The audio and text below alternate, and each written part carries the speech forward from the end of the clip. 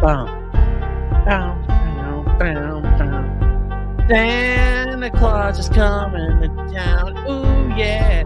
Santa Claus is coming to town. Santa Claus is coming to town. Dun, dun, dun, dun, dun, dun.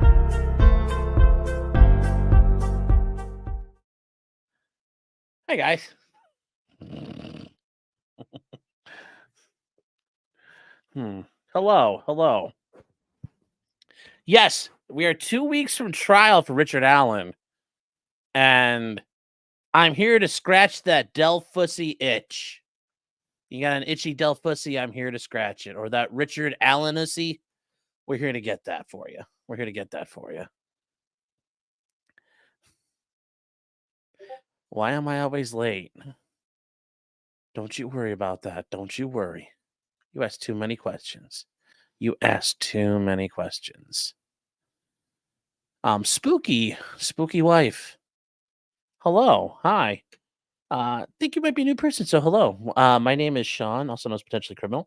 I am a defense attorney over in Cleveland, Ohio, and well, we're covering a criminal defense topic today. Richard Allen. Um, doesn't saying look at Canada, British Columbia's government announcement just came out. It's begging the federal government to reverse the province's decriminalization of drugs. So the province is asking the federal government to that why don't they just do it? Huh. That's interesting. But they decriminalized all drugs in British Columbia. That's gonna be great. I'm sure Vancouver's awash in heroin needles now. Oh boy, that's not good. All right, guys. Well, you know what? We're gonna get started because we've got a lot to talk about Richard Allen. And 2 weeks, guys. 2 weeks. I mean, really, he ultimately this is jury selection is gonna take a little while, but still, but still, we are gonna take a look at what's happened here. Now, there have been a couple interesting statements, and I guess the first one is from Nick McLeland, whatever you want to call his scumbaggish name.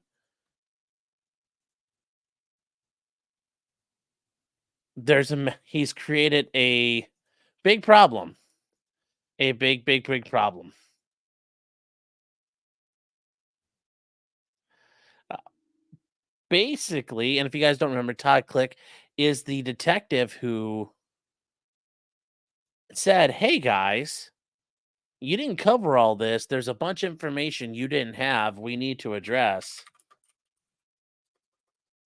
And was part of Richard Allen's defense is going to testify in his behalf that they didn't go after the Odinist. They didn't do the right thing here. Well, and I can't believe this is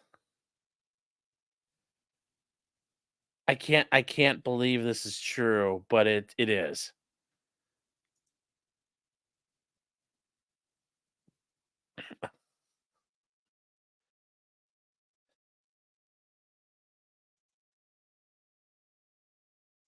This is truly impressive here. So we're going to start with this. Big problem, little Delphi. Well, there's always big problems in little Delphi. But this here. So they are subpoenaing the records. They're asking for permission for this. Wait, why is this not popping up right? Hold on here. Motion. Okay, here we go. That's why is this hold on here.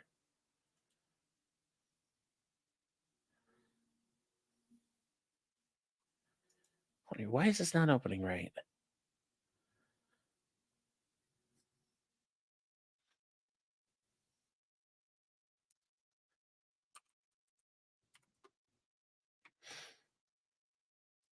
Okay.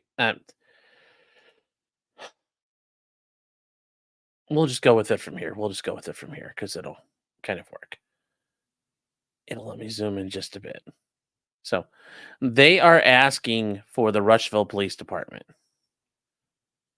and they want the records for Todd Click.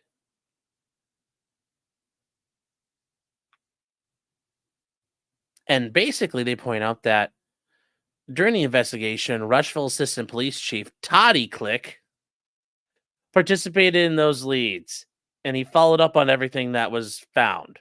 Okay. So he's listed as a witness, and they intend to call him and to believe to other people involved in the crime. The state believes that Todd Click has employee records that show a Brady Giglio violation that could call into question his credibility as a witness. These violations would also question the veracity of his testimony. Now, Brady is Brady v. Maryland. Or, I'm sorry, Maryland v. Brady. That's Supreme Court case. There's another case, United States v. Giglio, and that's what this is. And you're like, wow, that sounds kind of like a whoppy name, and you would be correct. Giglio involves a similar issue.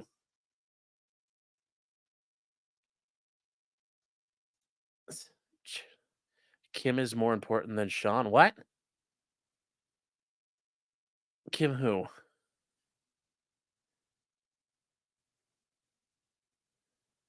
Oh, well. You guys are just being assholes. You guys are acting the way of China, and you are being asshole.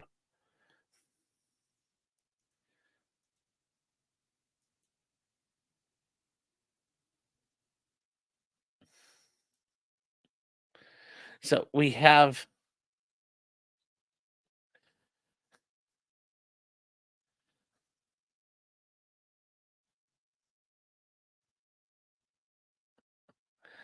all right, guys, we actually have better access to a thing, and we're gonna use this tech here. They basically are saying, wait, we don't trust one of the cops who did the investigation. Now, obviously, let that sink in. Let that Moen sink in. We believe Ty Click has Brady and Giglio issues. That's a big problem because that means everything he's ever done would be questioned. And are you going to go back through now, Nick McClelland, and go back through and say, hey, we should fix this?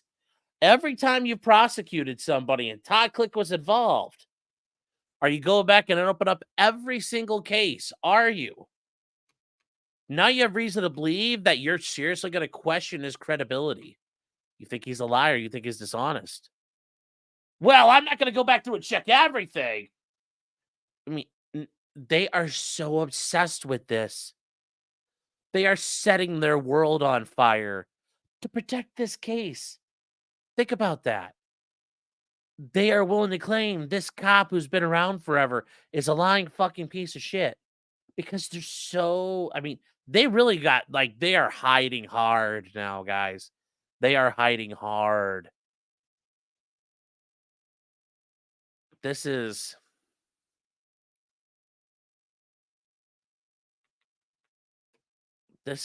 not promising at all. That's a shame. Says, hey, yeah, this is. Now, this is where I would argue, and this is where I think the state should be forced. Why do you believe this? Now, here we go. Based on this information. Okay, well, what information? What information do you have? So, the state believes that Todd Click will be called. Okay. Well, what's your evidence to show that? Who told you Todd Click is not trustworthy? What has he done that makes you question it? And this is where I think, what are you challenging? Why are you doing this? This is where Judge Gull's gonna fucking approve it. Judge Gull's gonna approve it because she's a fucking cunt. But you should have you want his employment records. Why? What do you know about him that you really need? There's nothing. There's nothing really. They haven't introduced anything.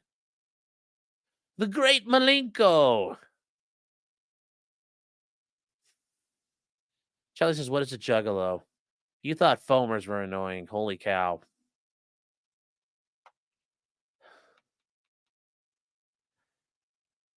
And Jennifer says, "Can the media do anything?" We'll get to that. We'll get to that in a second. But here, like, I hope you guys understand the seriousness of this. I hope you understand the seriousness of this issue. The state is basically going after this cop because he dare question them. I don't see how this works. I mean, it's Judge Gull. She's gonna grant it. She's gonna grant it. I'm let's double check. I'm sure she's already done it. She's like, "It's okay. We're gonna search for everyone." I hope she finds out that I'm doing this and she gets really mad because that's what it's gonna be. I hope she knows about me. Hope she knows I think she's a fucking piece of shit too. I hope she knows that. I hope she knows. I hope she finds out.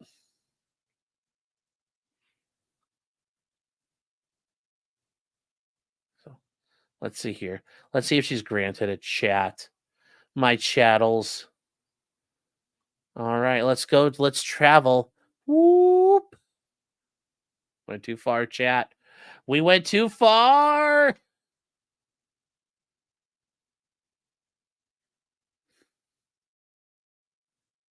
So we're on the 26th. The order granting the request. Imagine that. Yes. I'm going to let them fuck you in the ass. Ha ha ha ha ha. God love you, Frankie. God love you. Is there anything the state's ever done you don't like? So there was an ex parte from some person at proton.me mail. It looks like there's more. I don't actually know what these are, guys. I didn't see these random fucking emails. But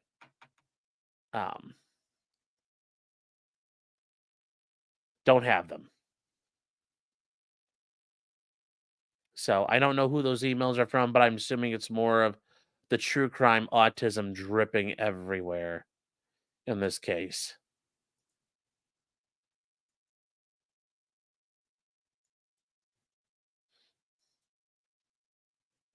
So let's see here.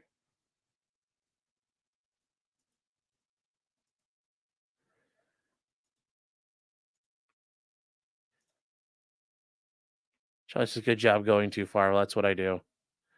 I need Judge Gold drama to blow his channel up. Oh, it'd be great. Luke says, "Ooh, my Alan Uzi." That James says, "I don't understand why they need to request." Well, I'm sure that Click has protections as an estate employee.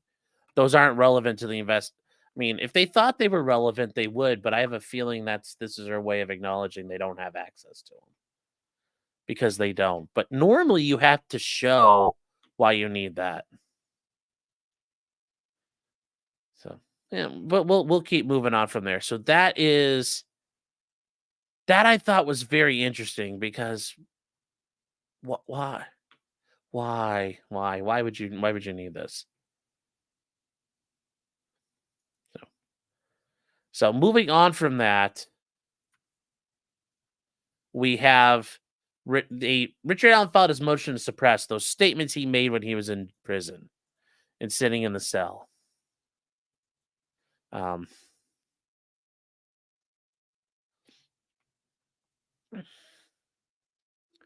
so this is their objection to the motion to suppress.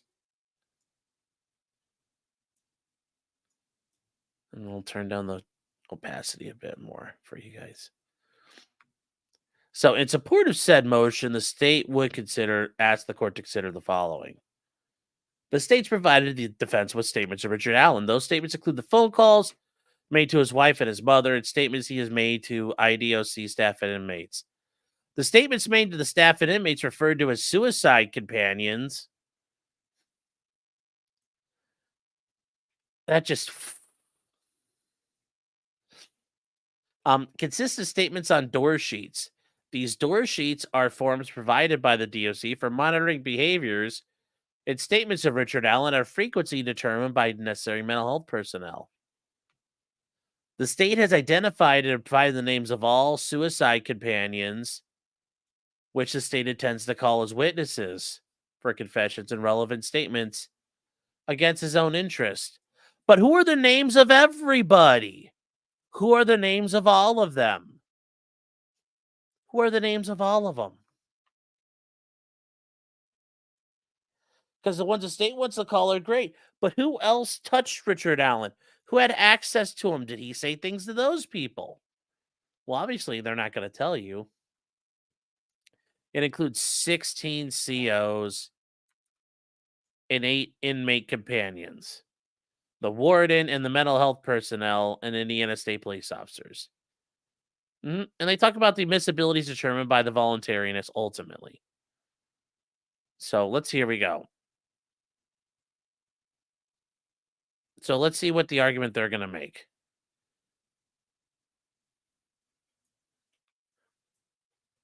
So they point out the defendant is being held in pretrial detention for his safety pursuant to court order.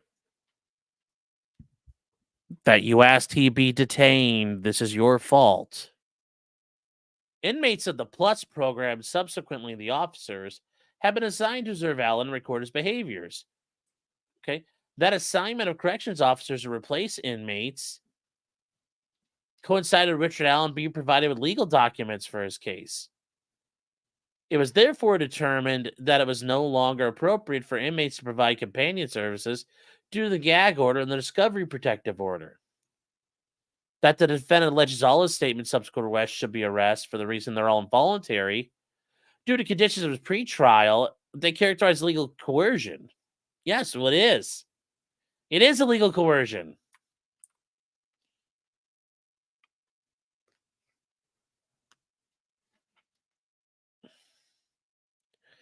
They point out the defense has alleged that physical coercion by state actors has resulted in involuntary statements.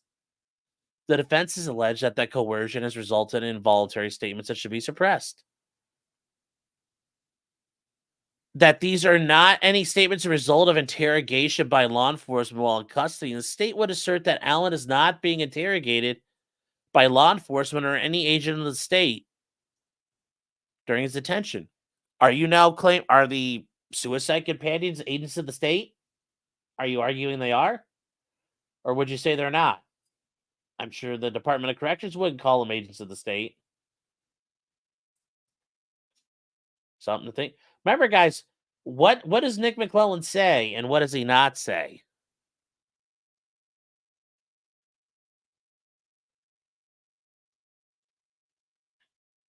Lucas saying, how's the solitary confinement going if 8 prisoners are close enough to hear him confess? Because they probably have like the trustees, the ones they trust a little bit more, sit outside his door and look at him. And one of the replacement counsels talking court TV again, good fucking shit all over Francis.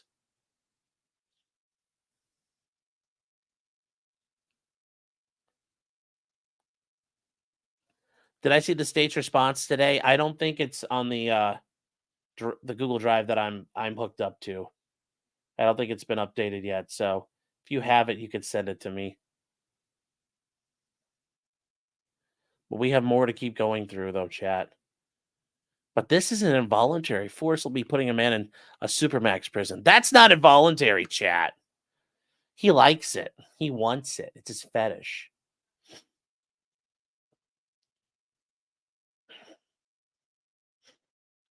The case law and protections of the Fifth Amendment indicate that absent interrogation by law enforcement or an agent of the state, the defense does not have a basis to challenge the admissibility.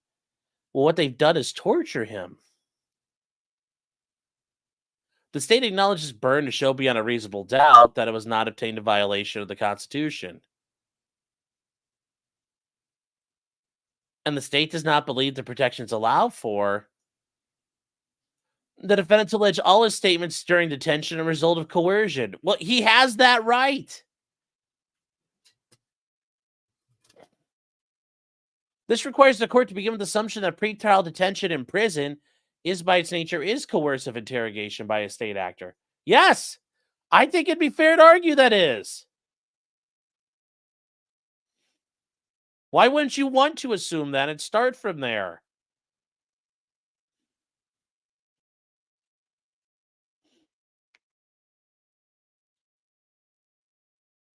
I mean, that's the funny part. Well, it's making us prove stuff. Okay, well then don't put him in fucking prison. Ask that he be stay. You guys, the sheriff said I can't control this. Well, this is your fault. Agree. Have him sent to a local jail. The defendant's making a blanket argument that all statements by Allen are a result of improper influences. True. Based on his mental state without having to address each statement its unique circumstances. What are the unique circumstances of it, huh? So, and here we go. Oh, oh, oh.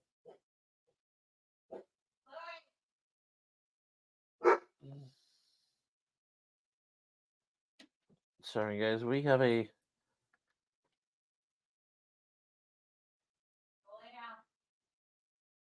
Oh,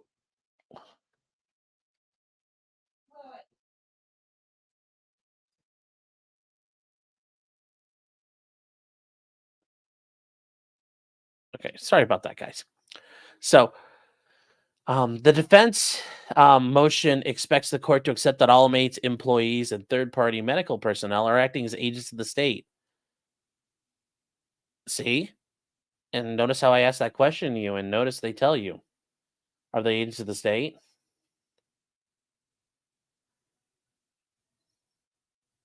Well, notice.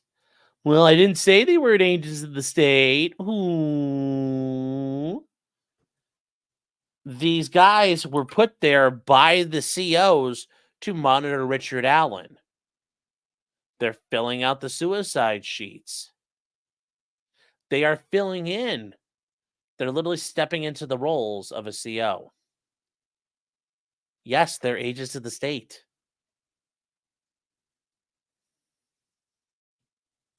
Specifically, the law enforcement, for the purpose of illegally coercing statements from Richard Allen for his prosecution. These allegations and assumptions are absurd, unfounded, and not supported.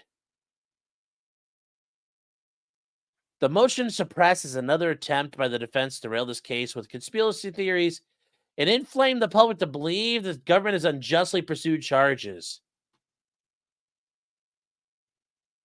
No, don't worry. Don't worry. Your actions already have made me think that. I don't need their help. I already know you're a fucking shitbag. And I would step on your toes if you were hanging off the edge of a cliff, Nick. I hope I never find you at the edge of the Grand Canyon because I might accidentally step on your fingers and just. Ah! Oops.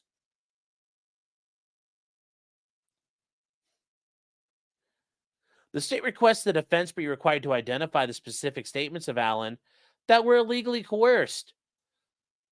Well, have you explained which ones were said to who?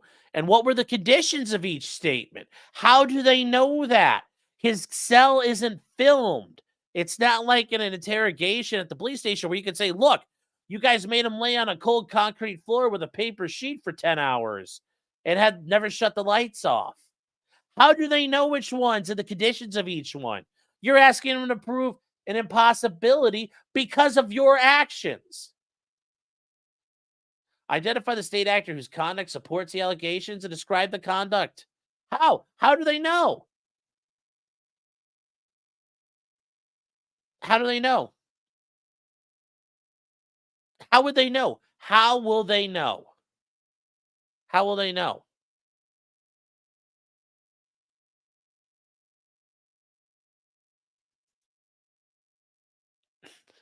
Here's a funny: if the judge finds they weren't voluntary, is the state responsible for them and thus they violated the gag order for Gold to get pissy about? I don't know.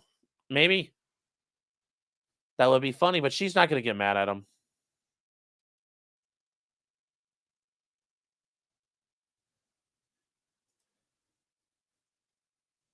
Um, Luke says, I'd be surprised if beating the fuck out of someone trying to get a confession isn't a Fifth Amendment violation if you're not also asking questions. Well, yeah.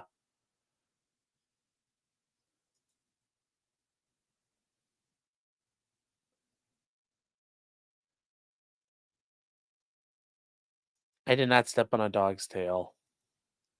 No, it's a dog we're watching.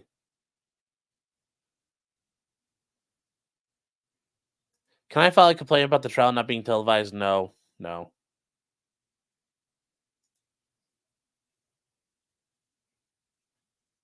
Obviously, the state wants you to blindly trust them. Yes, very true. Very, very true. So, in the absence of these specific allegations, each statement, the state asserts the defendant that's officially identified statement subject to a motion to suppress. Signed by "Cum Swilling Faggot Boy." That's actually what that means in cursive. And Nicholas C. McClellan means "Cum Swilling Faggot Boy." It's ancient Gaelic. And then he puts down "Cum Swilling Faggot Boy" again.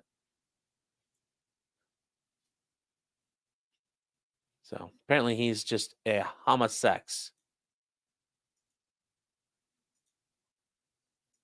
Don't know why that's there, but yeah, he's a homsex.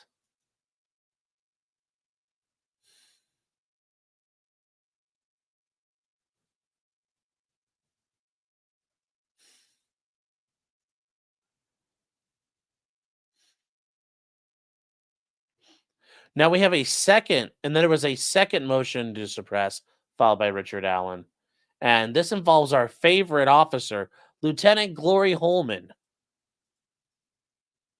And why do we call him Glory Holman? Because I'm sure he enjoys running his glory hole at the truck stop. Why would I assume that? Just because of how he acts.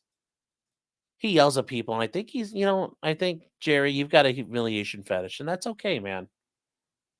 So, Richard Allen is suppressing his statement from October 26th at the hands of Jerry Glory Holman, who failed to read Rick Allen's Miranda rights. And guys, remember, the Chad Dorman case, it doesn't take much to ruin those Miranda rights. While yelling and swearing at Rick Allen, lying to Rick Allen, and attempting to intimidate him behind a closed door in a tiny interrogation room. Additionally, a key portion of the videotaped interrogation provided is missing. That missing portion is the video where his Miranda should have been read.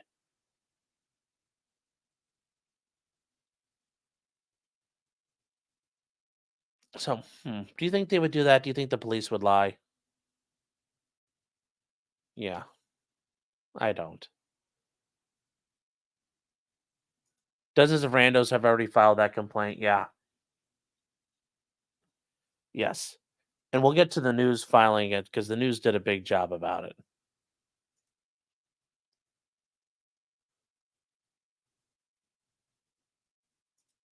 By the way, we're 3 weeks from trial. She hasn't touched these yet. Oh, yeah. Yep. Have we find out George Kelly's going to get retried? Not till Monday. Not till Monday. Although, 4:30 on a Friday would be a good time to drop a bomb like that and just let it die over the weekend. So the first interrogation, they requested Rick Allen to appear in Delphi on October 13th. He shouldn't have done that. Voluntarily went to the station and sat down with police. Nope. Nope. Nope. Rick wanted to help out any way he could through an attorney.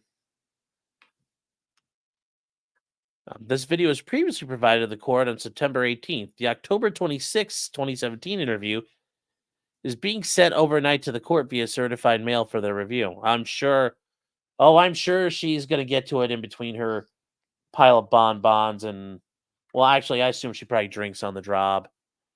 There's no way you could be this incompetent and be sober. So the first two officers that interviewed Rick Allen that day were Tony Liggett and Steve Mullen. Two more of the cum swilling homosexuals. Rick was read his Miranda rights and signed an advisement of rights form, which is normal. Okay. For the roughly first three quarters of the interview, it is apparent from the interview Rick believed he was assisting the police. Yeah, I'm sure he thought he was being a good guy. However, when they were pointing the finger at him, Rick said, "I don't want to be somebody's fall guy. And we're gonna try to make pieces of a puzzle fit somewhere they don't fit so we can close this thing. I'm not saying you guys please don't think I'm questioning your integrity. You totally should have been, Rick. That's not what I'm saying. However, when Liggett and Mullen amped up the intensity of their question, even positioning their bodies closer, Rick said the following: "It's over. I was fine. I was cooperating. I was going to give you my phone, and then, when you started reading all these documents, that's at the here's my thing. I feel like you guys think I done this, so I'm done. You know what? You need to do your job. It's your job. I understand that, but you better fucking leave my reputation out of it. So do what you need to do. And then, like I said, when you find this guy, I'll expect the apology." Rick then described how the police were trying to ruin his reputation by accusing him of the murders, even groping him as they patted him down on the street. Rick was expressing the mere act of mentioning his name as public as a killer, patting him down, would ruin his reputation. So they did read him his Miranda rights before beginning, and Rick Allen was aware he had the freedom of movement as he stood up and walked out of the interrogation room. Way too fucking late. Way too fucking late. But he did it. Good job on him. However, at the end, Rick made it clear he no longer wanted to talk to law enforcement. Within hours of the first interrogation, Leggett drafted an affidavit for the search warrant. Yep. Okay. On that day, they searched his home and his vehicle was seized. The defense will not be seeking this first interrogation to be suppressed. Well, there must not be anything incriminating in it. So there we go. That's good news. The second one, on October 13th, Rick's wife and Rick asked the state police when they could pick up their vehicle. They were told they could pick it up in a couple of days. A couple days later, they could get their vehicle back, and they said they need that vehicle because they were having difficulty sharing it. And after a few phone calls, finally, weeks later, they were able to pick up their vehicle. So, state police told them on their arrival their car would be released, but never mentioned anything about additional questioning. When Rick arrived at the station, Glory Holman met them at the front and said he had just a few things he wanted to clear up before he released the vehicle. Glory Holman, with cum dripping off of his face, freshly glazed from the Burlington men at the truck stop, requested Rick follow him to the interrogation room without Kathy, as droplets of cum smashed onto the floor. Rick complied. Kathy wasn't allowed to participate, and Rick arrived with Glory Holman into the interview room. However, for unknown reasons, the video provided to the defense is missing the beginning portion of the interview, where procedural matters are handled by law enforcement, such as the reading of Miranda, the advisement of rights, and confirming of the suspect he is free to leave, if in fact he's free to leave. In either case, the camera was only turned on after, because they were already minutes into the interview, because the interview doesn't show Glory Holman and Rick entering the room and sitting down. Or the camera is recording the entire time, but the beginning was later edited out. Either way, the beginning is missing. And that is a problem. In the 70 plus years between the co-counsels, it's highly unusual, especially in a case like this. The defense is not provided with any report explaining this missing part of the video. Uh-oh. Uh-oh. It's not a surprise, though. To make matters more suspicious, Holman claims in his November 1st, 2022 report the following: "I asked Allen if he remembered the other detectives reading his Miranda rights, and he said yes.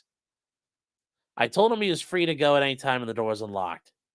If that's really what happened, Glory Holman, yes, how much jizz do you, how many cocks do you suck, my dude, that like you coon-brained yourself? Really, if that's what he did? Hey, man, do you remember when they read you like 2 weeks ago your Miranda rights and you told us to fuck off? Holy shit, if he really, really, really, really did that. I can't believe it. I can't believe it. Oh my god.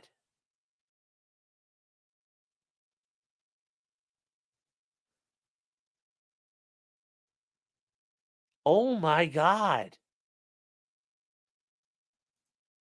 Flux says, "I don't suck any." Also, hello all. Flux, I would never claim that about you. Good to see you. But if that's what he thought was the proper way to do Miranda in a fucking double murder, holy Jesus. Oh boy. Is this not true? Like, what? You are a dumb, dumb faggot. You are really stupid. You are really, really stupid.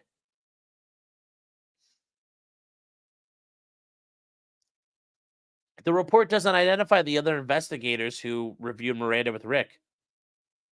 Holman's report doesn't detail when or how these investigators reviewed Miranda with Rick. Holman's words quoted in paragraph 23 above appear nowhere in the video. Oh! Holman is not shown asking Rick about his rights, nor is Holman viewed telling Rick he is free to go. In his report, Holman indicates those words were stated to Rick at the very beginning of the interview. The beginning of the interview is missing. Oh, the DVR got recorded over again, isn't it?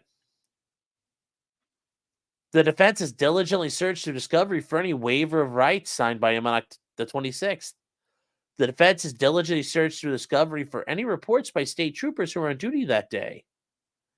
Who would have potentially read Rick's Miranda rights? The defense found no such. Just as Brad Holder's interview is missing, just as the mimic crime scene found on Holder's social media page is missing, it still has not been turned over to the defense.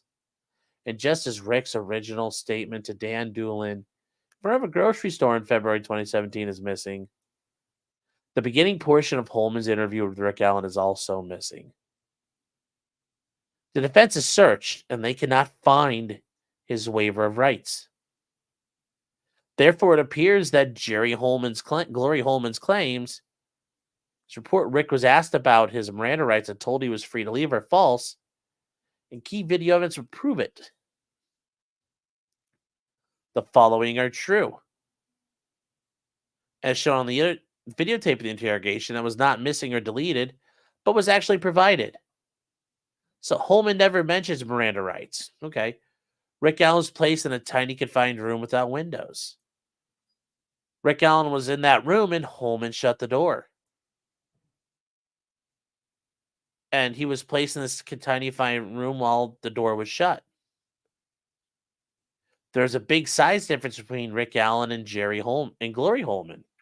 I'm sure. And to take all those trucker cocks up the ass, Glory Holman has to be big. I'm sure he's big and burly. The strongest, bull there is out there who can just sit there and take it. The power differential existed as Holman was a state trooper in his home court, the police post, where Rick Allen was a CVS worker from Delphi who had only driven to West Lafayette to pick up his vehicle. Rick was never told he's being videotaped. That's not going to get you anywhere, but you got to argue it. When Jerry Holman would leave the room, he told Rick Allen to sit tight or hang on 1 second. In other words, Jerry told Allen he could not leave.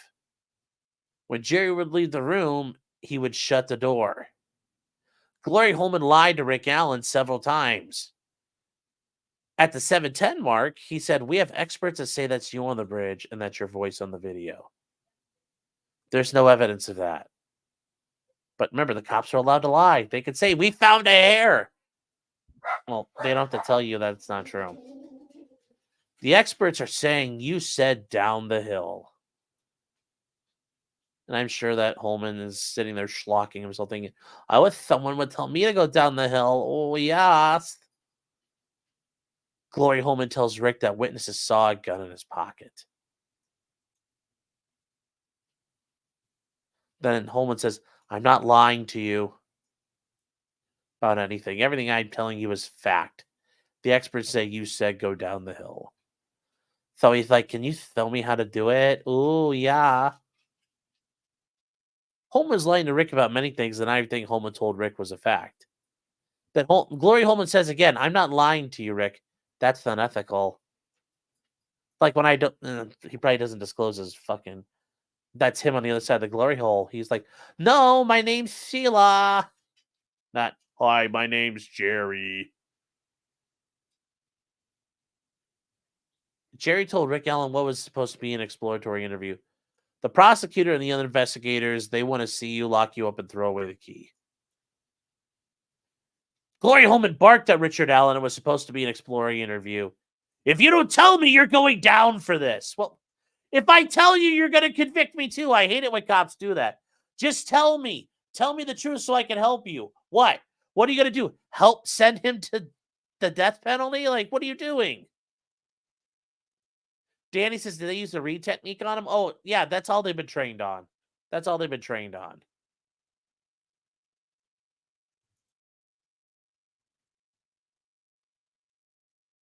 Rick Allen is a manlet. Yeah, he's shorter than I am. He's shorter than I am. Danny Hardesty says, "Take defense pleas with a huge grain of salt. Think Alec Baldwin." Yeah, except in this case, we know the state has hid things. The state has, "Oh, we found these documents. We found this. We found that." The state has repeatedly lied in this case, Danny. Normally, I don't do this to the state like that. The state has absolutely lied repeatedly. Repeatedly lied.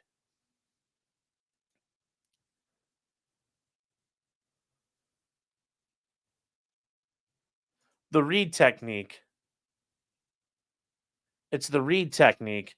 It's what cops use part of their psychological warfare on you to get information out of you. And I'm a defense attorney. I know this is written the best life for Alan, sure. But also, unlike the defense, the state has been lying. There have been no clear examples of Rosie or Brad or Baldwin lying. There haven't been. There haven't been. There have been claims they have, but nope. Whereas Nick McClellan has been lying like a motherfucker. Big difference with these two.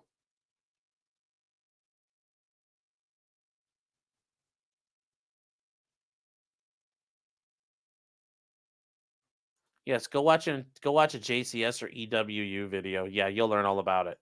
The read technique, yes. Glory Holman then told Rick Allen in what was supposed to be an exploratory interview, "Do you realize the death penalty is on the table for this?" Glory Holman, do you realize if you catch HIV, it's a death sentence? I mean, I guess you survived the 80s, so good for you. At various times, Glory Holman yelled at Rick Allen using profanity-laced language while accusing Allen of the murders. Rick Allen asked Holman to stop the interview. Rick said, "I'm done." But Holman continued his interrogation. Ooh, that's actually a big deal. State police never turned over the vehicle after Rick was arrested. Returning the vehicle to Rick and Kathleen is merely a subterfuge for Rick to get the police supposed to be interrogated. Yeah, well.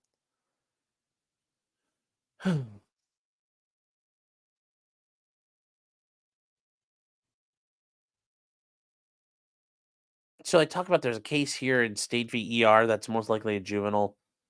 That a juvenile drove to the police station to answer questions revolving at a touching. In this case, Allen voluntarily arrived at the station to pick up a vehicle, but unlike ER, he was unaware he would be asked questions. The following occurred when ER was interrogated. Okay, it was a small windowless room. I mean, yeah. Law enforcement didn't give Miranda warnings. He was told to sit tight. He was told he could leave and didn't even have to talk. Which it's going to be different because ER is a juvenile, guys. So I think they're probably going to hold this a little differently here.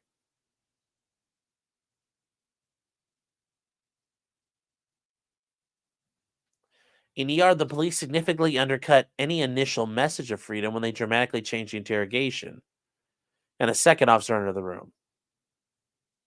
Yeah, and there was only one here, and Holman amped up the intensity. Okay. The officers did not tell ER that he wasn't under arrest.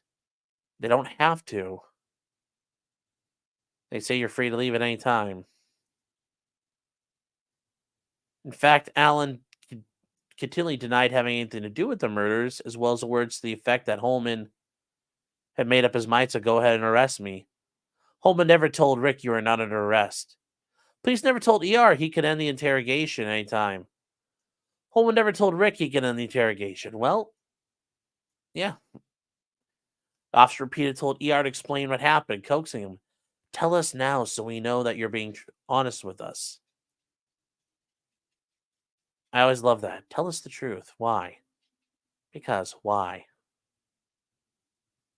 In ER, the officers explicit they believed ER had engaged in the conduct. Their questions were accusatory, not exploratory.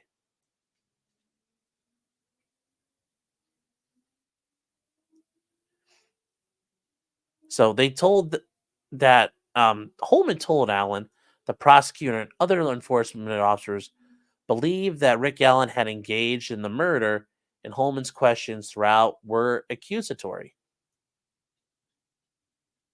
And here, this is interesting. Here's Glory Holman being big and burly. You're gonna drag your fucking wife and your daughter through this because you're too fucking bullheaded to get out in front of it and admit you made a mistake. And whatever the fuck happened out there, we'll never fucking know because you're too big of a fucking yes. The evidence clearly indicates you were involved in this. No, he's like, it fucking does. Does it really, Jerry? Does it really? You couldn't remember the name of a fucking professor you interviewed, you fuck. Well, I just go and see a book learning man. And then I asked if I'd asked if I could suck his wiener, and he said no. So I was like, oh, nuts to you. And I just threw his name out of my phone. He says it doesn't. I'm telling you, there's no way a bullet from my gun was used in these murders. He says, and I'm telling you, we had this fucking round in February, and it's been secured in a fucking lab, and we've tested other guns. And he says, you could have taken it from somewhere else because it's not possible. Oh, I did not take it from somewhere else. It was logged in. It was taken. It was photographed. You think we took a round and threw it down by the dead girl's foot? This ain't TV. This is realistic. Yes, it's realistic the police will plant evidence because they have done it before. To argue that never happens is preposterous. And I'm telling you I can't explain it. And he says, well, I'm telling you that fucking analysts explain it. Do they explain your HIV status? Do they explain, like, why there's chlamydia in your eyes right now, Jerry? Did they explain to your wife why she's got STDs that no one else has? Holman says, I'm not on video. Neither am I. That seems like that might be confused. 4 or 5 witnesses didn't see me out there. Rick's like, me neither. My round out of my gun wasn't 6 inches away from a dead girl. Rick's like, mine neither. Damn. I don't think you're a bad person. And Rick says, what kind of a good person kills 2 people? Very true. You're going to pay for what you've done to my wife. You want to fuck with me? Fuck with me. Don't encourage an avowed homosexual like Glory Holman to do that. He'd be like, oh, I'll open my mouth. Here you go, Rick. Fuck, leave me out of this. No, you're involved in this, Rick. Your fucking round is there. It's not really his. You're guilty of something. Oh, that's it, Holman? You're guilty of something? You're guilty and I know it, and I'm going to fucking prove it. I thought you had the proof already. What is this? What is this?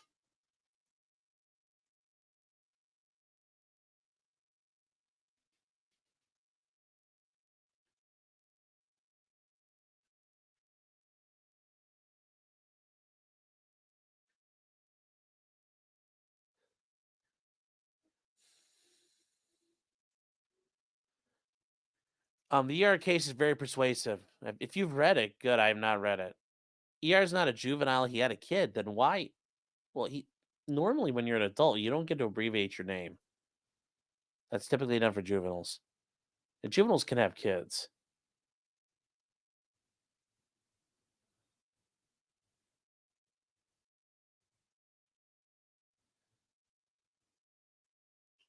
Glory Hole is a major asshole. Yes, he is. That line right there is a big one. Yes. Alan thinks a gun was used in what we know as a stabbing. That's also a very critical thing. Yep. These girls were stabbed and strangled, it sounds like. They weren't shot.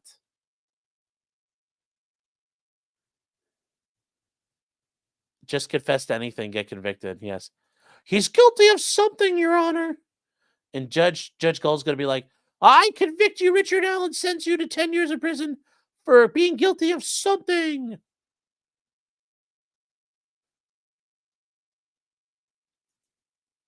And Zero Sum says, interestingly here, my former boss had his Indiana murder conviction overturned in the 60s because his confession was coerced.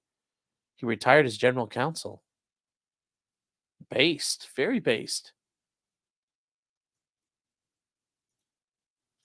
Then Kat gifted 5 memberships. Kat, thank you very much. Thank you very much for your support, and I appreciate your generosity. Thank you. And then Kat made herself a member on top of that.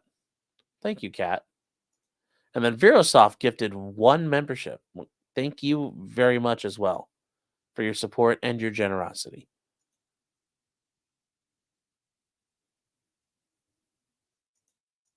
Bella says, "Why search the car after 10 years?"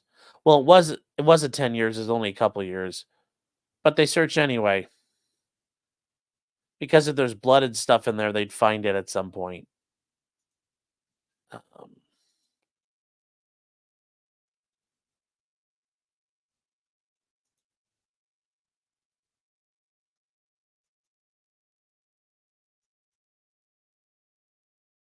Hold on here. What are we looking at?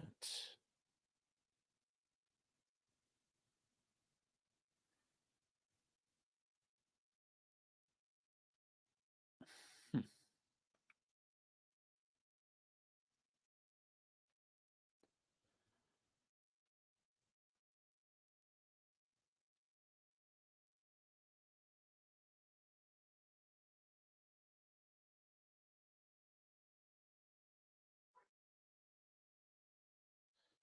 All right, actually, you know what? Hey, Luke, I actually have this one.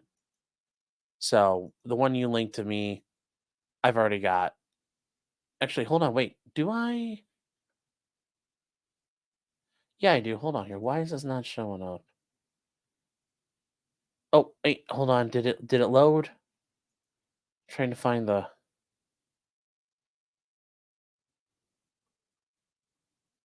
No, no, I'll worry about that in a minute. I'll worry about that in a minute.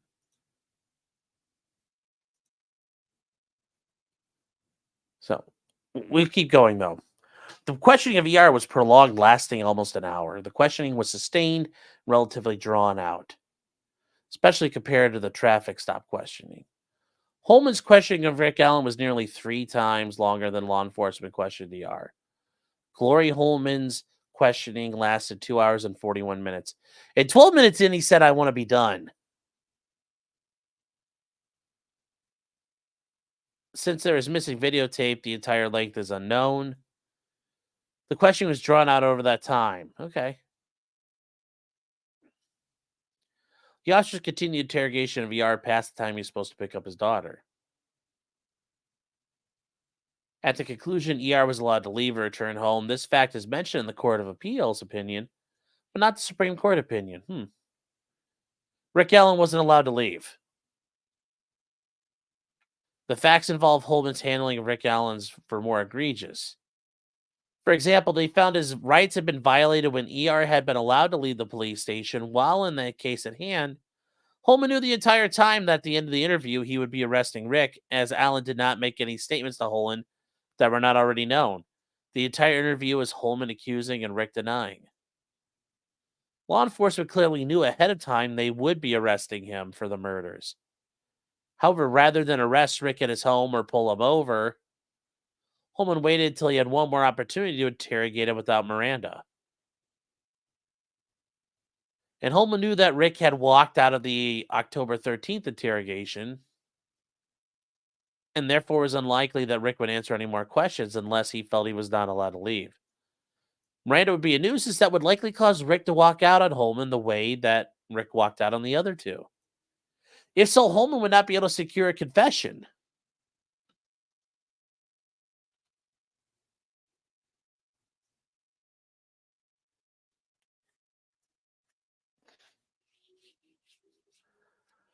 Now, the defendant's required, and this is the thing, you have to show you were subjected to custodial interrogation. And there are things that are in his favor.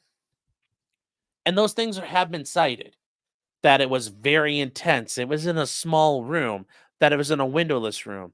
To be fair, normally you're never interrogated when the police are interrogating you. You're never in a room with a window because they don't want you escaping. But you hammer that point anyway because the Supreme Court mentions it. You talk about windowless rooms. Are they small? Is there a way out? Is the cop between you and the way out? Is the cop being super aggro? If you say I'm done and they keep going, those are all serious things. Did they lie to get you there? So, yes, there's a lot there. The lying isn't as big a deal. The rest of it, though, is very important. So, and that's the part, you have to allege custodial interrogation in the absence of Miranda warnings. Because remember, when it comes down to Miranda, you have custody and interrogation make Miranda.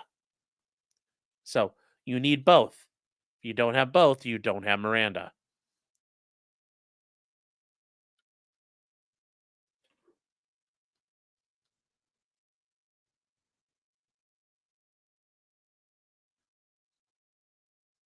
We are all guilty of something, yes.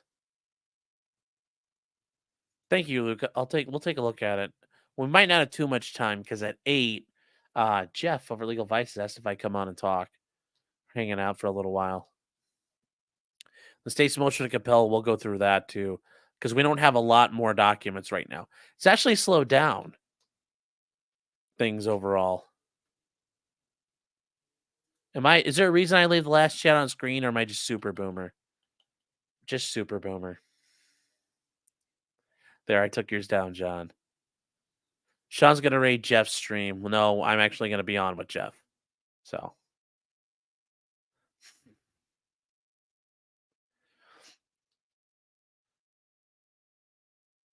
Zero Sum Samus is saying, in the case I mentioned, they beat a 19-year-old Army private. Wow, nice. Good on your boss. So, yeah, there's a whole issue here of things that are going to happen. And you know what's going to happen? Judge is going to go, denied, denied, no, no, I'm not allowing it. I'm sure Francis is going to have an answer for all that. So,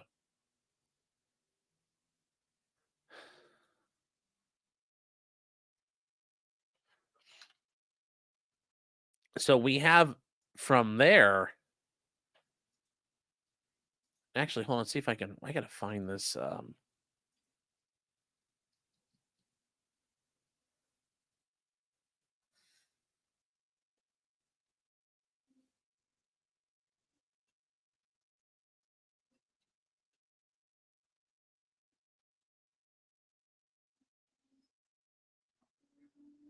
Oh, Turtle Boy is going to be allowed to go to the hearings. It looks like for Karen Reed. So good for him. Good for him.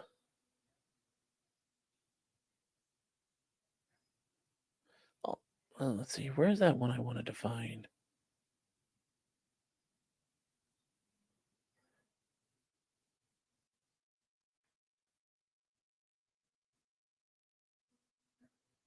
Where is?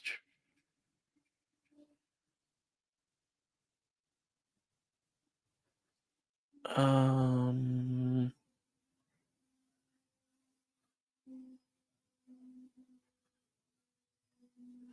Hold on here, guys. I'm trying to find. I had a link to the press motions, and the press did a separate motion asking Judge Gull for the right to come into trial. And once again, as a surprise, they denied it. And you shouldn't be surprised. I mean, it is Judge Gull. So here is what happened. So there was a letter from a law firm representing a media group. They requested permission to film.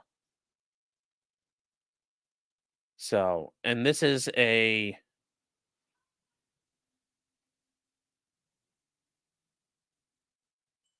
court executive, I'm assuming, is some level of court administrator. Anyway, so they had an attorney write from a law firm to come in and ask for the News Media Coalition, requesting a pool camera. Or at the very least, judge, it's a pool camera, you can control the camera. She's like, no, I don't know how to use a camera. They steal souls.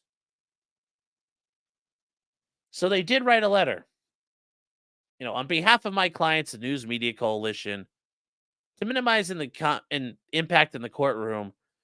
The coalition requests the court permit broadcasting via pool camera with both audio visual, alternatively pooled audio only recording and or still photography. So the courts have broad discretion to televise so long as it means recording won't distract or impair the dignity of the process. And it's non-confidential. So Rule 2.717 was made for cases like this. One that has garnered substantial interest locally and nationally. Internationally, too, as the court is well aware the alleged crimes are of paramount importance to the community and beyond. The public seeks justice for victims and their families, as well as government accountability. Allowing the news media to record the proceedings, coupled with the appropriate safeguards, would further those democratic values. And here's who is involved: the Indiana Broadcasters Association, the Hoosier State Press Association, the Associated Press. I don't know who Circle City is, but Circle City Broadcasting. Look at all these groups who want to get in there.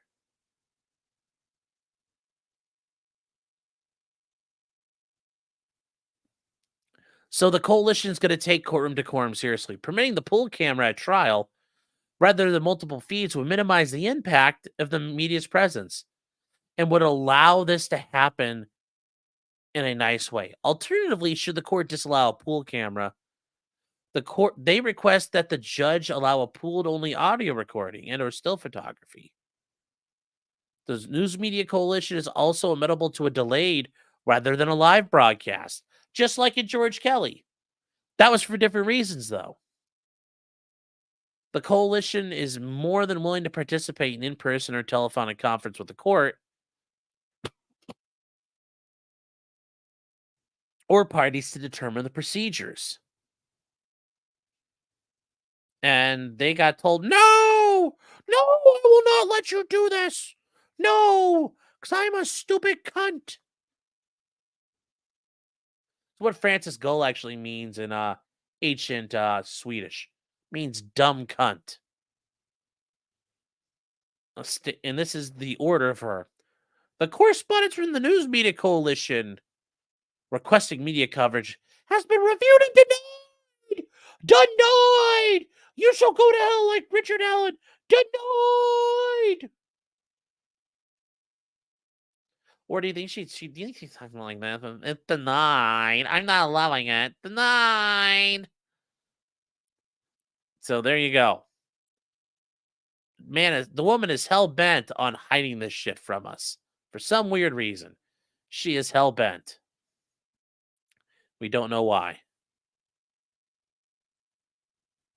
Becca says we come from the land of ice and snow. How loudly will Grant scream about his disabilities being infringed by standing room for press?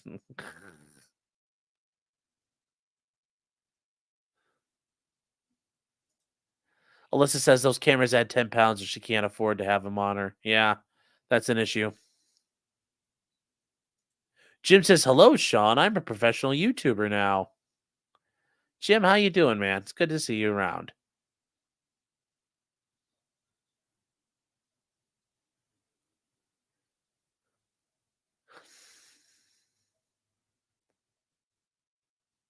This case looks like it's set to be overturned on appeal. Oh, yeah, 100%. What caliber was the round the police say they found? 40 cal, and Richard Allen owned a 40 cal SIG 226. And the extractor marks appear to be similar to the marks left on the ejected round of ammunition. But remember, these are mass-produced industrial tools which use mass-produced parts made on the same tooling. So I'm sure that every other gun in that run of Richard Allen's is going to have similar extractor marks on shell casings.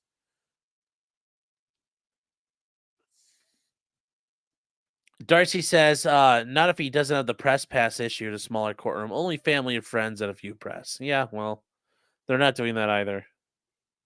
Nicholas Starro rating coming soon. Awesome. Good to see you guys. Good to see you guys. Hello, Nick, if you're out there yet. One sweet dead of alcohol poisoning, one Aussie higher than Hunter Biden. Time to take care of our own. Oh no, what happened to Hayden? Or Hella? People in Indiana are fucking stupid as dog shit. Well, I don't know. Judge Gold may have gotten retarded over time. Hi, Hella. Am I live on Rumble too? No, Rumble's saying no. Well, the last time she had cameras, they caught her lying about the meeting in Chambers, so that's probably why. Yes. Hubbleson says extractor markings are not rifling marks. Yes, but it wasn't. It was a live round of ammunition. It was not an expended round of ammunition. So it was literally the bullet. It was still a self-contained cartridge. But the extractor, their extractors can leave marks on items. But all you can say is, yeah, it might be this one, but you can't prove it can't be any other one.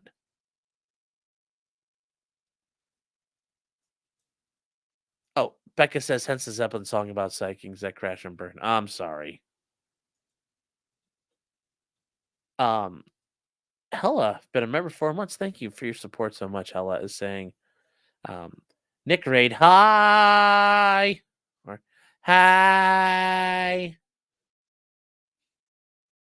John Coleman, been a member for 1 month, says, Mao is God. Those are fighting words. Jan says, this live. You best believe it's live. Hella ran to the devil's lettuce. You should let her eat a pizza on stream. Oh no. Oh no. Oh no. So let's get to, where is this damn thing? What was I just going to pull up? Okay, yeah, here we go. So Richard and the gang filed a motion for discovery sanctions and a motion to compel. Where is it? What is it? Here we go.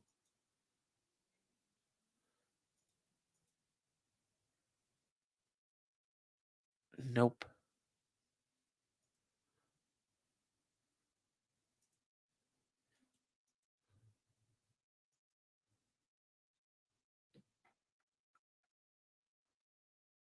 All right, where is... Here we go. So, motions to compel and motion for sanctions.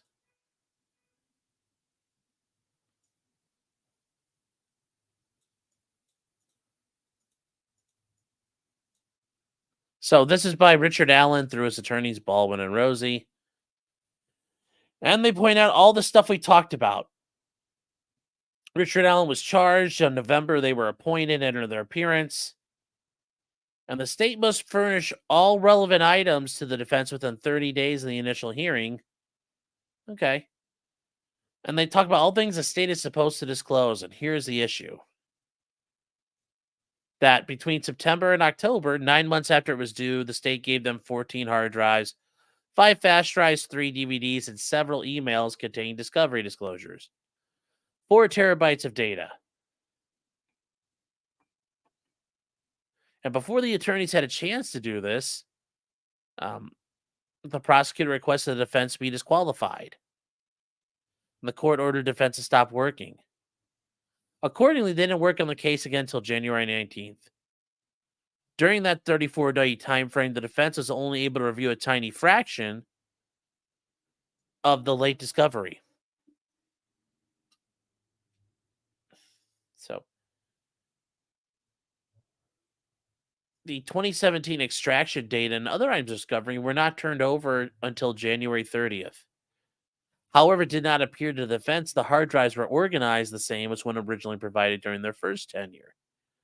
And these changes have caused considerable delay in locating certain evidence, if that evidence can be located at all. So it sounds like the state has been fucking around and reorganizing things. Additionally, it appears to the defense the state of Indiana has belatedly disclosed tens of thousands of documents spread through many hard drives. For example, the state turned over a hard drive labeled FBI Case 7C to the defense on Halloween after they were off the case. The state of Indiana turned over a hard drive labeled Orion to the defense on December 7th after they were off the case. After they were reinstated, the state turned over those hard drives on January 30th. While the defense should have had those on or before December 14th. They didn't receive them until almost a full year later.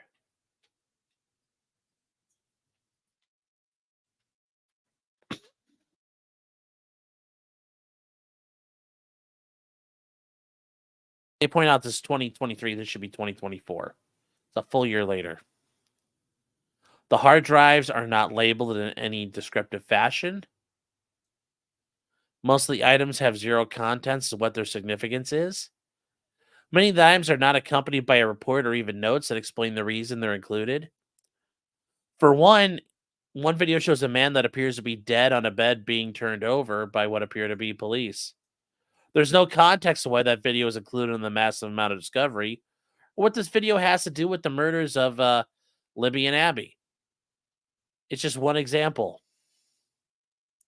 Additionally, more recent evidence the state of Indiana has turned over through e-discovery contains evidence that is seemingly sandwiched in the middle of completely unrelated discovery.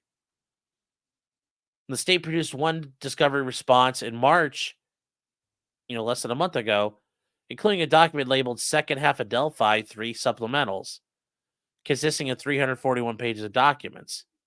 Most of the contents are reports from Westville Correctional Unit. However, buried among these other reports is a narrative report on page 239 by Detective Vito of the ISP describing a phone call with the Detective Liddell of the Manatee, Florida County Sheriff's Office, detailing an investigation of a third-party suspect known by Unified Command in this matter. Detective Liddell told Detective Vito that the Manatee County Sheriff's Office sent a tech to obtain a pair of suspect's jeans that appeared to have blood on them, and that the sheriffs in Florida would send the items to Lafayette, Indiana police post. Additionally, they sent an email with their report and a statement affidavit. The detective noted both documents were attached to the report. Neither the Florida report nor the affidavit were attached. The defense has not located that's fucking big, guys. That's big. They found blood somewhere. Well, where are these? There's no indication of follow-up discovery where the state of Indiana attempted to test the blood in those pants, or such a report exists. Or did they even get the pants? Did they even get these pants? Did they ever get delivered? We don't know. And if it does, whether it may be found sandwiched in between other discovery, it's another example of discovery issues. This document would not have been found but for someone taking the time to go through one page at a time. Further, the state of Indiana set piecemeal discovery, forcing the defense to double check through each hard drive to figure out if this page was already there. The state of Indiana has drowned the defense in late discovery disclosures, preparing for trial in a meaningful and cohesive way. Because if they get one document, they have to go back. They got to go check. Which hard drive is this from? Have we had this before?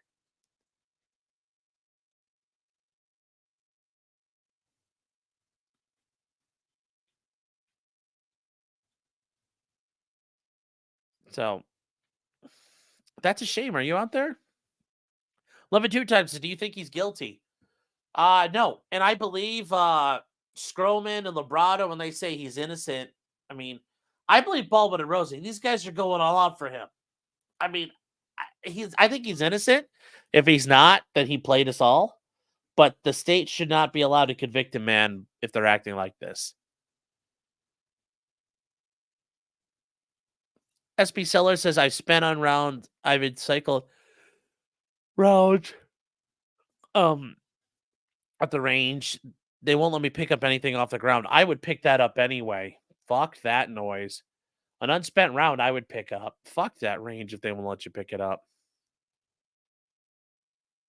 And AP says only unique tool marks matter. Exactly. Factory tool marks prove that a run of parts could have made them. And exactly. That's what I was pointing out. They could all do it. They plant evidence. Well, they're just ignoring evidence.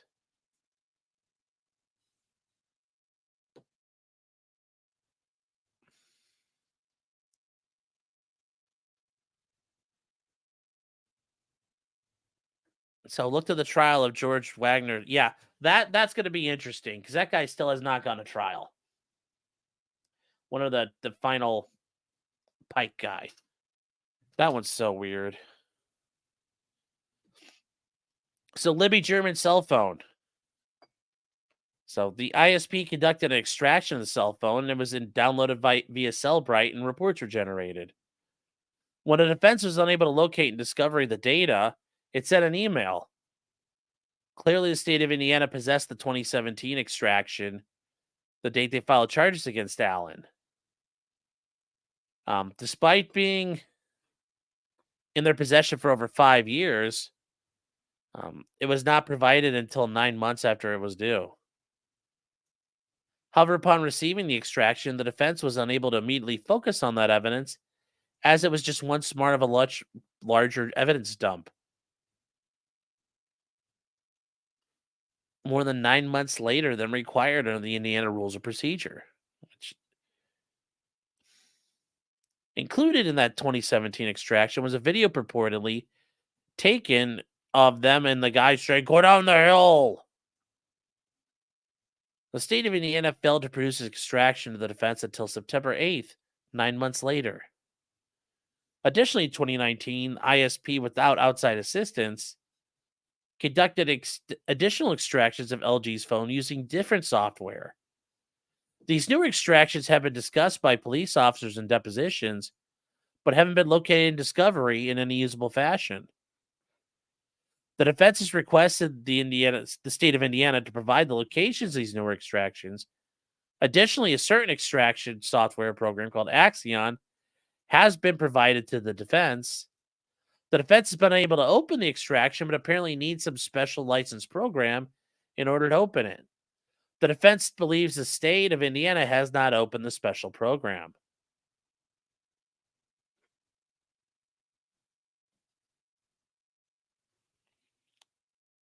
So, as part of things, this defense would want the opportunity to compare the two extractions, see what differences were there, and see what's important. And they wish they could have done that before December 14th. There's no justification for submitting 2017 cell phone extractions 9 months after they were due, after you've been holding them for almost 6 years prior.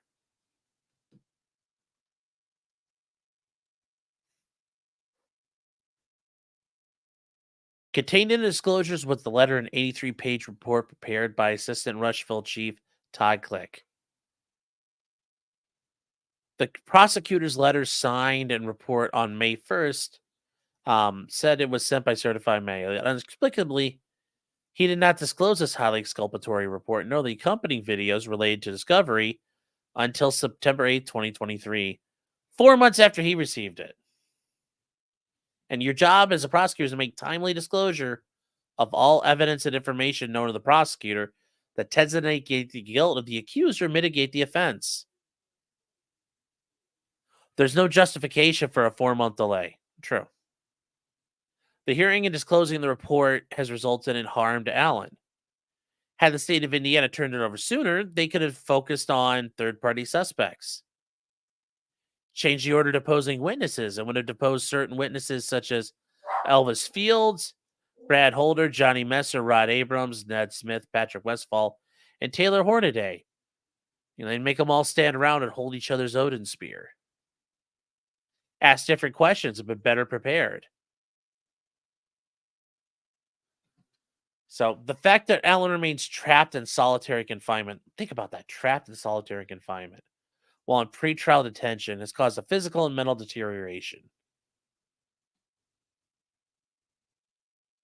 The fact the state of Indiana has violated rules of discovery through very late disclosure, including evidence that supports the theories of innocence, it's put the defense in a position where it could have kept the October 2024 date, then spend the next 6 to 8 months reviewing the late evidence, had its position, at the risk of their client's physical and mental well being, or seek a speedy trial and hope they could put the case together, in spite of the significant discovery violations perpetuated by the state, and have put the defense at least 9 to 10 months behind.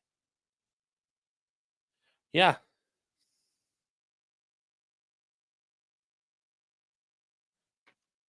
So they go on to talk about here for 16 months of solitary. They cite the UN standard minimum rules for the treatment of prisoners.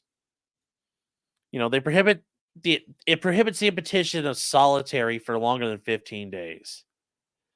Yes, according to the UN. Yes, the UN and all the power it commands. The decision to seek a speedy trial was not hastily made, but only decided after factoring that Rick Allen has been languishing in solitary for nearly 521 days longer than allowed by the United Nations. It equates to more than 20 times the standard set up by the United Nations, and he continues to suffer. The defense fears that he will suffer prolonged mental and physical trauma. Choosing a speedy trial and dealing as best it can, is still a better option than taking Richard Allen's well-being by prolonging the trial date. And they want sanctions. We want sanctions. And this is the part, like, yeah, we understand they've messed up. Well, what do you want? What are you asking the court for?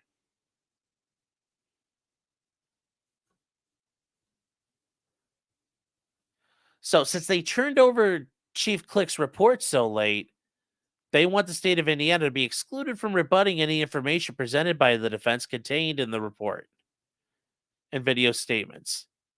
As a last sanction for the late discovery, the defense requested to be able to play the late disclosed video of evidence of any witness it chooses to the jury without objection, foundationally or otherwise. And what they're requesting so far are normal, acceptable sanctions. You get to bring it in, they don't get to challenge it. As for the sanction of late discovery and non-discovery, Allen requested all data from LG's phone be excluded from evidence, and that's a very common one. Sorry, it took too long. You're not bringing it in. I mean, we see that routinely with these defendants, especially the pro se. They want to bring something in. Well, you can't. You waited too long. Then there's a motion to compel. So they believe there are still multiple documents that are out there. They sent a geofence warrant to Google requesting activity from that location where the bodies were found. That same day, it appears Google returned data which contains 18,632 lines of data. Okay, to date, no such spreadsheet or data has been located by the defense. So, Detective Murphy claims that he had pings and other information related to Elvis Field's phone from the date of the murders. No such data has been located in the discovery dump. The SOPs for evidence collection for the Indiana State Police and the Carroll County Sheriff's Office and the Delphi Police. That's never been provided. The chain of custody related to the bullet. No such data has been located. The chain of custody shows who touched it, who found it, how did it get shipped around. The chain of custody related to the sticks, branches, and bark found at the scene. Nothing's been found. The defense possesses the photographs of the bullet found in the ground. What are we looking at here? Hold on.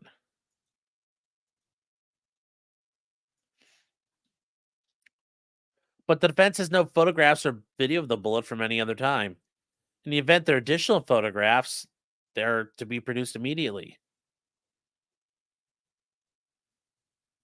If no photographs exist, they would request the prosecutor tell them that, because then it pins Nick down if he's lying. Um,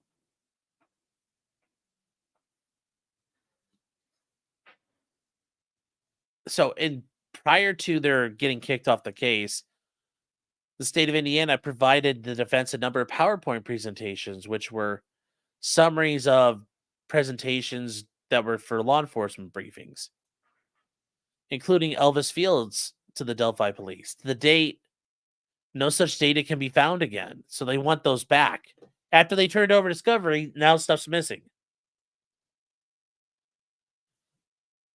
According to certain law enforcement officers involved in the investigation who have been deposed, members of the FBI Behavioral Analysis Unit, like Criminal Minds from the show, or Mind Hunter, or what is it, like a Monster Hunter, whatever that guy's name is, were present and engaged in the investigation. References have been made to BAU reports, however, they have not been presented.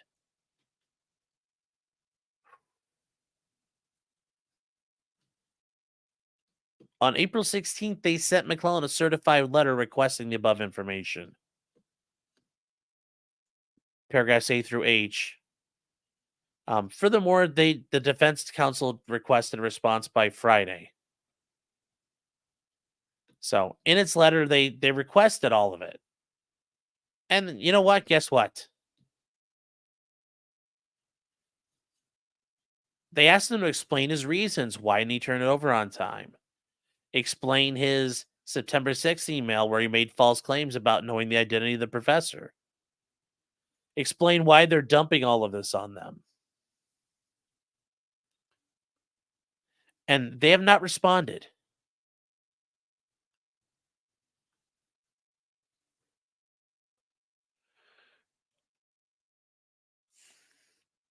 In early April, the defense requested prosecution provide Brady and Giglio material if it exists. To date, the prosecution's failed to provide any material, nor has the state, and here's the other thing you can do if there's none exist, indicated that none exists. The defense believes at least one key member of law enforcement has Brady Giglio material. The state of Indiana has still failed to overturn. I bet it's Holman. I bet Holman has Brady or Giglio issues.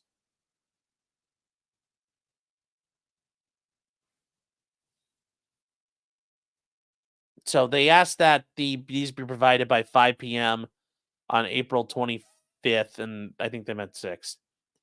And the state of Indiana turned over the Brady Giglio material on April 26th as well. So they want sanctions, though. The court instructed jury that the prosecutor withheld evidence that would have exonerated him, that tended to exonerate him. And just like the other case, they want the same information down here introduced. So these are parts 1, 2, and 3 are all exactly the same we talked about already.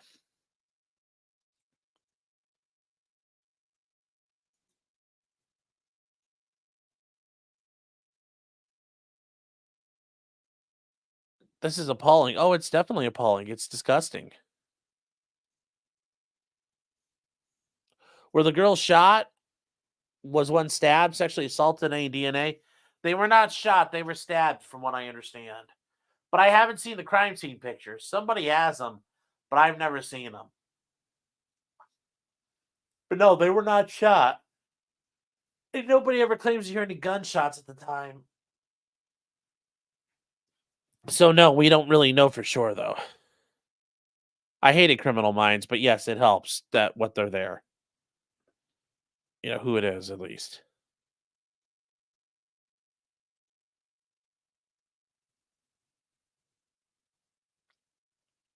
So in response to all of this, the state came out with its own motion in response. And this is where we're going to end, guys, because we are all caught up now. But here we go. Our little boy, Nicolina, Nicolini filed a response if it ever loads.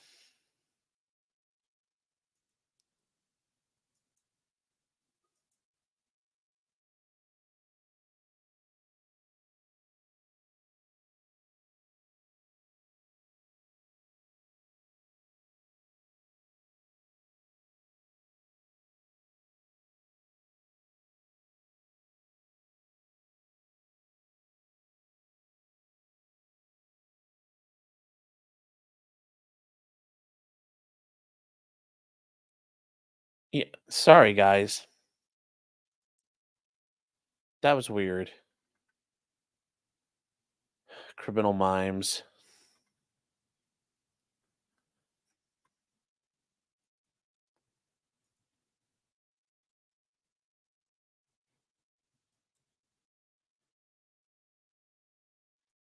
Here, real quick chat. History. And then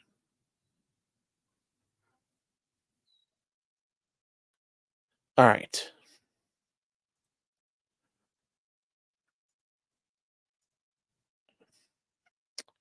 So let's try to bring this up again if fucking Adobe will not crash. Did my clones just pull a switcheroo? No, it's just this Helen Kellered itself really bad. All right, here we go. So this is our little boy Nicola doing to us. What? How happened? That was huh. Really? That was weird. What?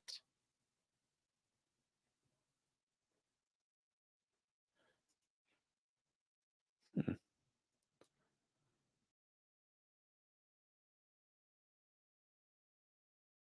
Can you guys hear me now? It's so fucking weird. Yeah, no, you had two of me for a moment. This is really the Elijah McClain paramedics got 4 years of probation. That is bull. That is bull. They got that. They should have been sentenced properly. Shooting these people up with ketamine. I'm in your wall, Sean. You shouldn't have clicked the link. No, it's because the damn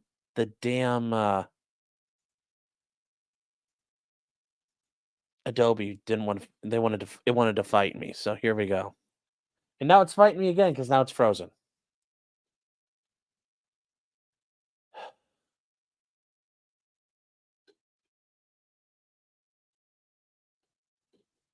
Hold on here, chat. I need to do. I need to do that. I need to do that. I need to do that. Then I need to do this. We'll try this again now.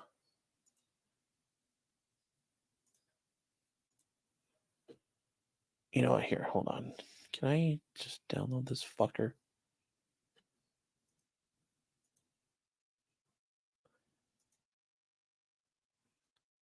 There.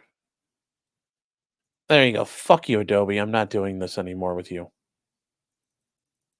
Okay, so it's a staged response to the defendant's request for motions. And this is just beautiful. This is just beautiful. So the state wants the judge to consider that discovery is evidence in a case the state intends to use at trial or evidence that tends to exonerate the defendant, referred to as exculpatory evidence. Yes. Not all information gathered in an investigation is discovery. True. The investigation of these girls spanned over 6 years with thousands of tips and hundreds of leads. Okay. So, so what? So what? The state made a decision to hand over everything to the defense attorneys and not make a determination of what was there. That amounted to over 26 terabytes of information. Think about how fucking big 26 terabytes is. That's a lot. That information exchange began in 2022 to the current defense team. Upon their removal for violation of the court's order, which you caused, The discovery is returned to the state and then forwarded on to the new council. Once it was returned, the state had to sort through it to make sure everything was accounted for because it could be forwarded.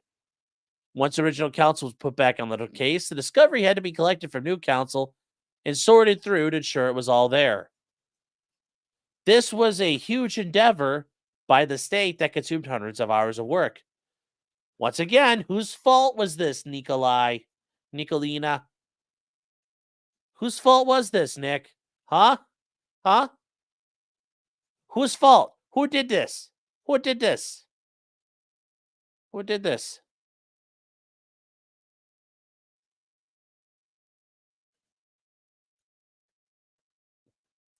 Yes, and no evidence that's discoverable is even admissible at a trial. You fucks, what are you talking about? Well, what are they doing? Well, they're trying to say everything we've given them might not even be relevant. Well, that's why you give everything. Throughout this process, the defense has inundated the state with inquiries on where to find certain documents. Well, you gave them 26 terabytes, dude. Yeah, that's a lot. This is a problem.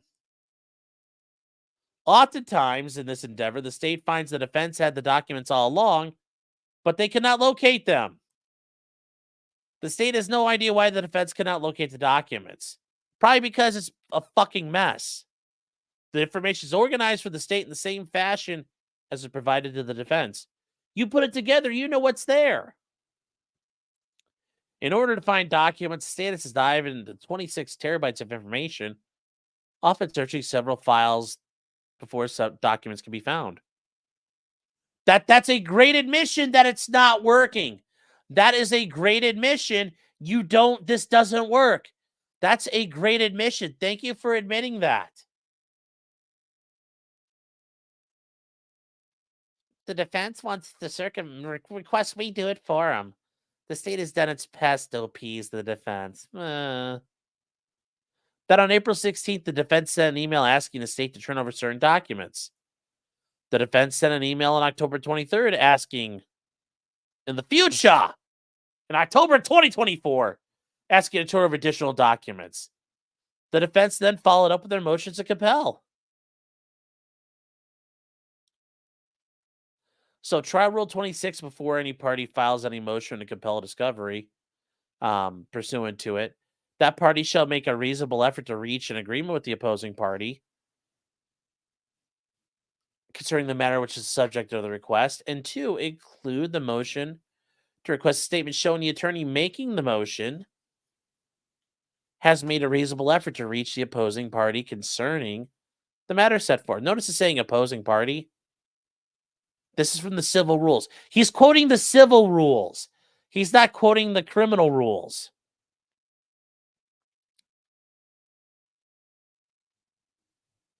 The court may deny a discovery motion filed by a party who has failed to comply with the requirements. That upon the receipt, the state began looking for the documents the defense was requesting. Not only did the state confirm that they'd already received much of the information they're requesting, but the state also began to pull the information out of the 26 terabytes and separate it in individual folders for easy access for the defense. So they received much of the information. Notice, guys, that word, much, is doing heavy lifting. That means not all of it. That means not all of it was there. That much of the information, once again, not all of it, is not even discovery in this case. Meaning the evidence is not going to be used by the state at trial, nor is it exculpatory to Richard Allen. According to you, it's not. How do we know? So on April 26th, the state of Indiana provided a response to the emails, including a letter explaining what was handed over, as well as a zip drive and hard drive that contained the information. The state's response was delayed. You could have said something because they searched through all the information in this investigation into one convenient place so the defense didn't have to search for it. Basically, the state took hours out of its week to do the defense's work for them, so it was convenient. All while attending several depositions set up by the defense of various witnesses, the defense planned a call that spanned over several hours occurring in different parts of the state. This is your fault, not theirs. All the information requested, minus the SOPs and chain of custody documents, were already in possession. So you're admitting you didn't provide all the discovery. Thank you. You admit to it. Boom, we didn't provide chain of custody. That's a big fucking deal. That is a big deal, not providing chain of custody. The state believes it complied with the request in a timely manner. And the sanctions that are requested are not only necessary but unreasonable. The state has also turned over all known Brady material to the defense at its later dated April 26th, which consists of no Brady violation information. So you're saying there was no Brady information about Todd Click? Then who told you about it that made you investigate it? What were the grounds for that? Other than Todd Click scuffed your tampon, Nick. The state turned over a report from Todd Click that was not discovery, but was information gathered in the investigation. Notes from a detective are discovery. What are you trying to pull here, dude? Plainly, the defense had the information in the Click report all along because it was duplicative of what was in the ISP report. They would like the originals because they'd like to make sure it's all there. All this is irrelevant because the information received in both forms by the defense well before any trial date. That's according to your thing. The state did not lie to the defense in an email. Well, that's up for debate. The state turned over the information days before defense counsel withdrew from the case. You smarmy little shit fuck. They withdrew. Not that you caused this fucking problem. You little cunt-faced fuck. Seriously, man. Seriously.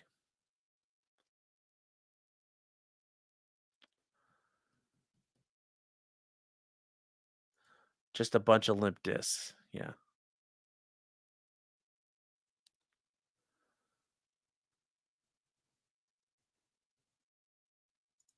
We use civil rules to fill in where there's no criminal rule on point. I agree. We do too. But failing to follow the rules of discovery in the civil rule or a criminal case doesn't mean you automatically go to civil rules. You just deal with it. There are criminal rules. You provide discovery that's requested.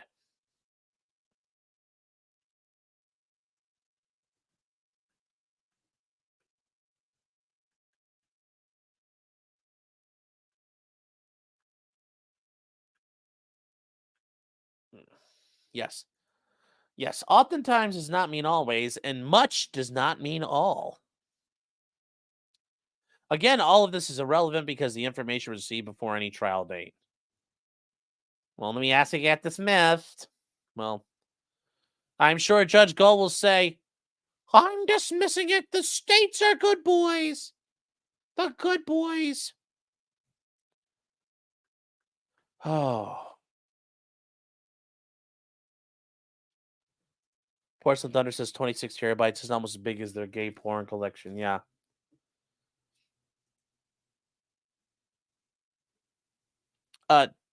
Deanna's saying, Sean, are legal advice is inviting Nick to stream with us tonight? I don't know. Yes, and Luke is right. Yes, they talk about withdrawing and then they say they're removed. Yes. Yes, very true. Very true.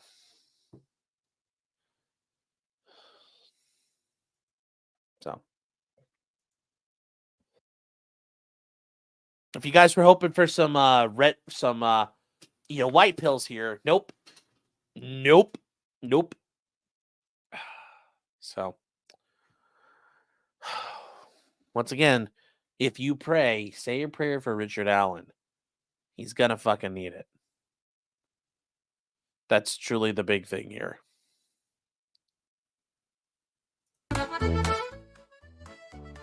That's really what we need. And if you guys can for Richard Allen, say a prayer for him.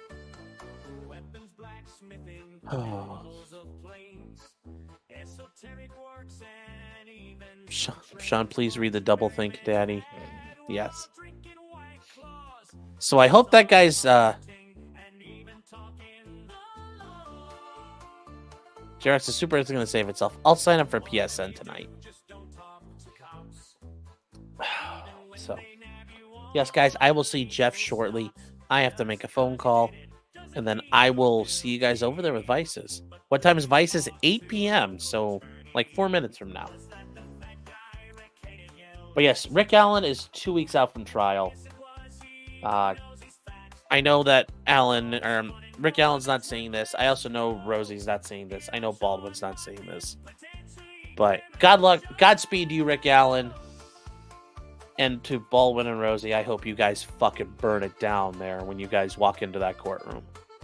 And just fucking crush it. And guys, the Richard Allen fundraiser is still going. And yeah, I will definitely make sure everybody's aware of it tonight when I'm on with Jeff. So, yep, May 13th is this first day of trial. So,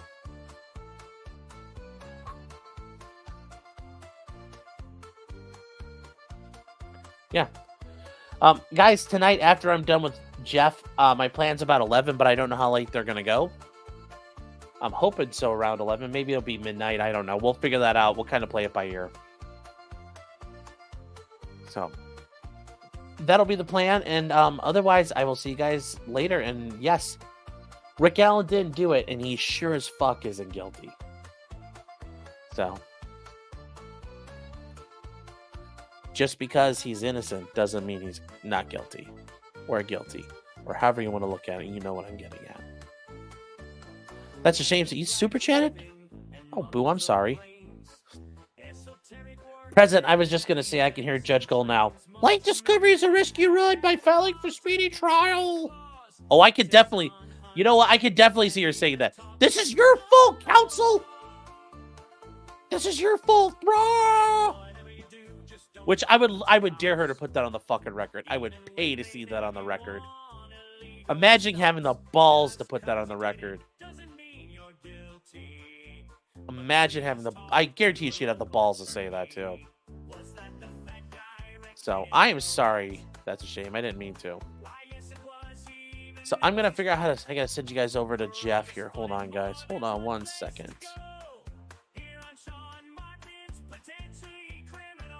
Oh, we went through the song once. We're going twice here.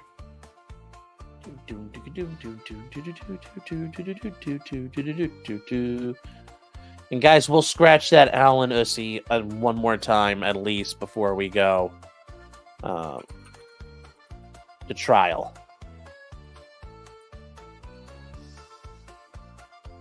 So we'll take care of that, and I will see you guys over with Jeff. Take care, everybody. Apparently Biden talked to Howard Stern about being a PD. So, anyways, I'll see you guys. Take care.